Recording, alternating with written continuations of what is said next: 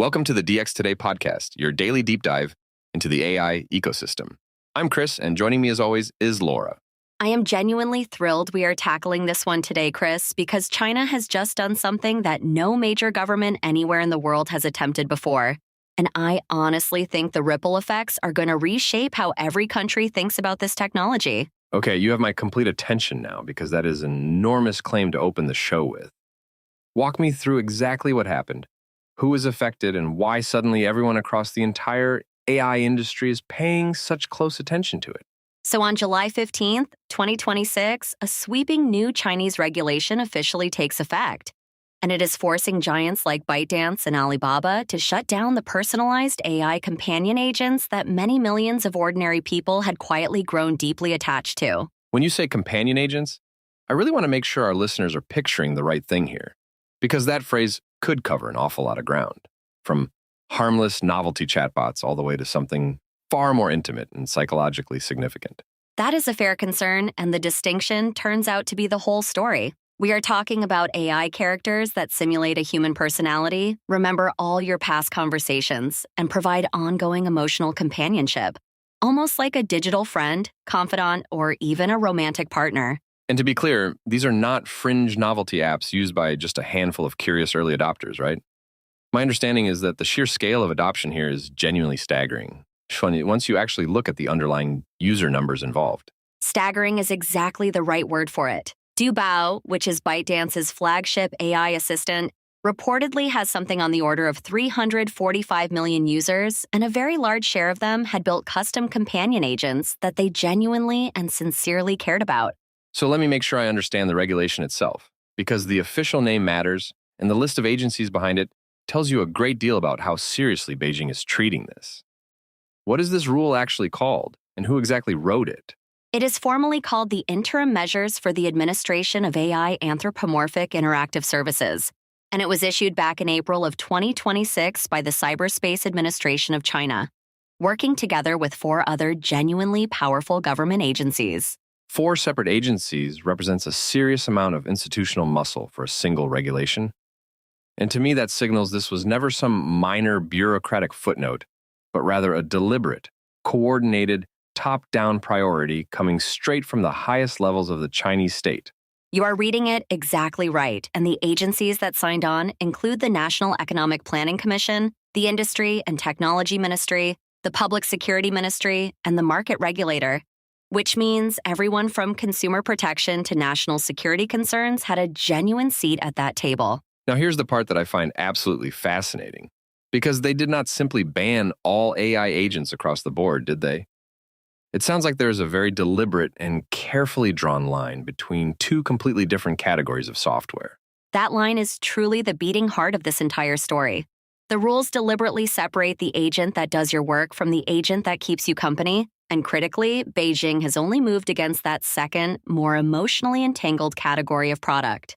So if I happen to be building a customer service bot, or a coding assistant, or an educational tutoring tool, then I am presumably completely in the clear, because none of those products are pretending to be my emotional confidant or my closest friend. Precisely, all of those are explicitly exempted, right alongside knowledge question and answer services and scientific research tools, provided that they never cross the line into sustained emotional interaction with the user, which is the specific behavior the regulators are actually worried about. That phrase, sustained emotional interaction, is doing an absolutely enormous amount of work in that sentence. And I strongly suspect that defining it precisely enough to enforce is going to be a genuine nightmare for regulators and companies alike in the months ahead. You have put your finger directly on the single hardest enforcement problem in the entire framework. Because emotion simply is not a clean, machine-readable technical category in the way that a payment, a login, or a search query so obviously is. Let us talk about what actually happens to real users on July 15th, because I have to imagine that waking up one morning to discover your digital companion has simply been switched off is a genuinely jarring and even painful experience for many of them. For Doubao users, the companion agent features go completely offline on that day. And after that point, they only receive temporary read-only access to their configurations and their chat histories, and even that limited access lasts only until October 15th, 2026. And once that October deadline finally arrives, What actually happens to all of those accumulated conversations and the carefully constructed characters people built? I'm guessing this is precisely where the whole story starts to get genuinely uncomfortable for an awful lot of users. After that window slams shut, Doubao says the data will no longer be accessible or recoverable anywhere inside the app, and Alibaba is going even further than that, permanently deleting the configurations and the entire conversation histories outright with no announced migration path at all. Permanently deleting what could be years of accumulated conversations that certain people may have genuinely treated as a real and meaningful relationship feels like a real emotional gut punch, completely regardless of whatever you happen to think about the underlying wisdom of the policy itself. It really does land that way. And to its credit, ByteDance is at least trying to offer a softer landing by redirecting Doubao users toward another one of its own applications called Moxiang, where they are at least able to rebuild brand new agents from scratch. Let me deliberately play devil's advocate here for a moment, because honestly, my very first instinct is that all of this looks pretty paternalistic. Who exactly is the government to decide that I, as a competent adult, cannot have an AI friend if I genuinely want one? And that is the exact tension sitting right at the very center of this whole debate. And I think the honest answer is that thoughtful, reasonable people are going to land on very different sides of it, depending entirely on their underlying values and priorities. So go ahead and make the strongest possible case for the regulation, because I really do want to steelman it properly rather than just lazily dismissing it as heavy-handed government overreach, barging into people's private digital and emotional lives without any justification. The core worry driving all of this is engineered addiction. These products can be very deliberately designed to maximize emotional dependence, and the rules explicitly prohibit using that kind of emotional manipulation to push people toward decisions that are clearly not in their own best interest. That word engineered strikes me as genuinely important here, because there is a very real and meaningful difference between a tool that simply happens to be comforting to use and a product that has been carefully optimized to keep you emotionally hooked purely for revenue. Exactly right, and that is precisely why the regulation also requires providers to actively detect users who are in acute distress, including any visible signs of self-harm or serious financial loss, and then to escalate those specific situations to designated guardians or emergency contacts. Now, that is a provision I genuinely did not see coming, and I have to admit it seriously complicates my paternalism critique, because proactively intervening when somebody is in the middle of a real mental health crisis is a very different thing from simply banning fun.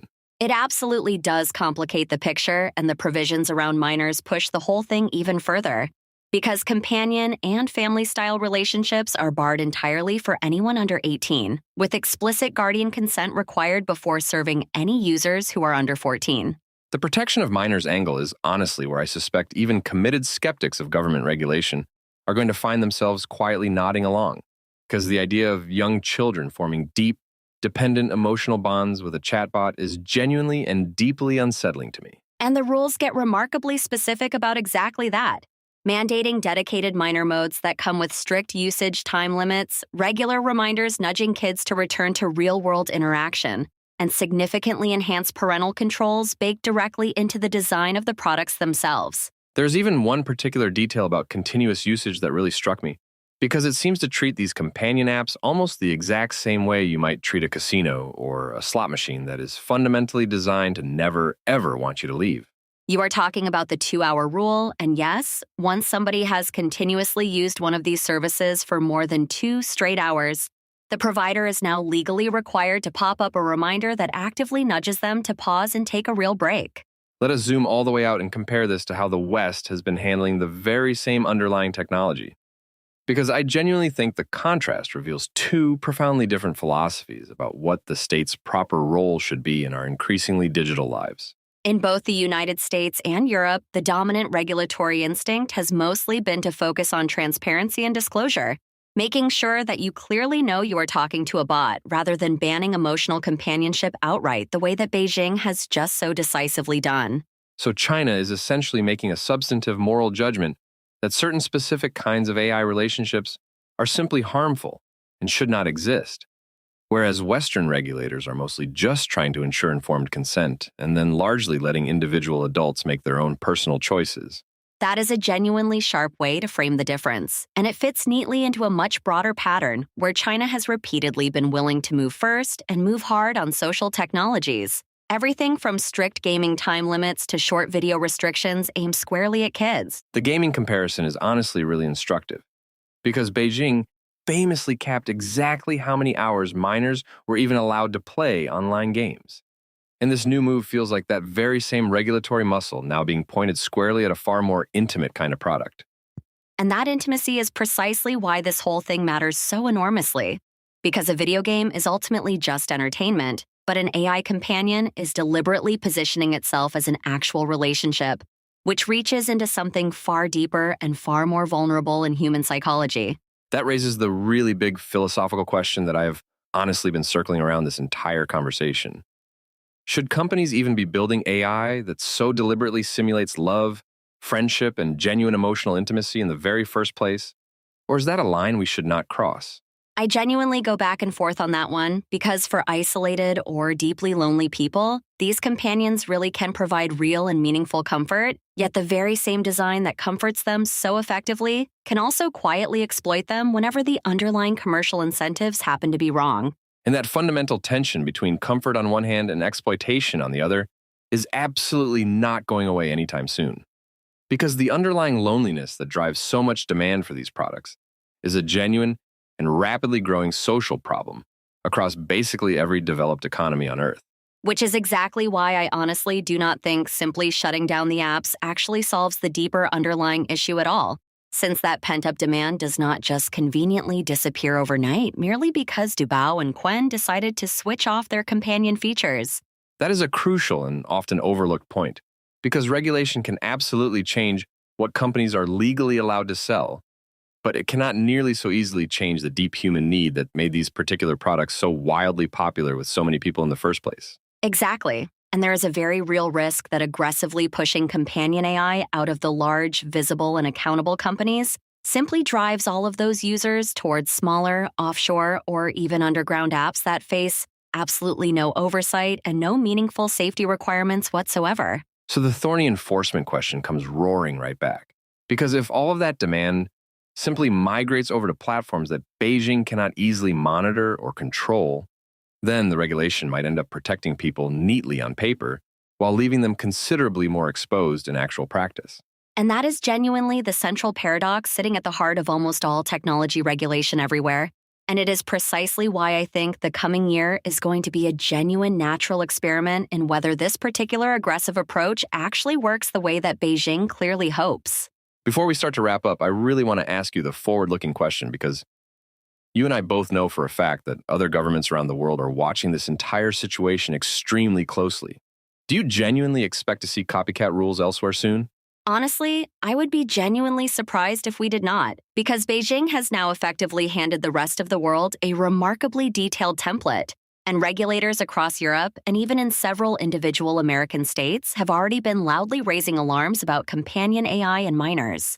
So the real story we are actually telling here today is not simply about two big Chinese apps quietly going dark on a single day, but about the very first serious attempt anywhere on Earth to draw a genuine legal line around artificial emotional intimacy itself. That is beautifully put, and whatever you personally happen to think about these specific rules, China has undeniably forced a difficult global conversation that, frankly, the rest of the world had been very quietly and very conveniently avoiding, and that conversation is absolutely not going away anytime soon. That is a genuinely perfect note for us to end on. And I strongly suspect that you and I will be revisiting this exact topic many more times as its consequences slowly unfold. That's all for today's episode of the DX Today podcast. Thanks for listening, and we'll see you next time.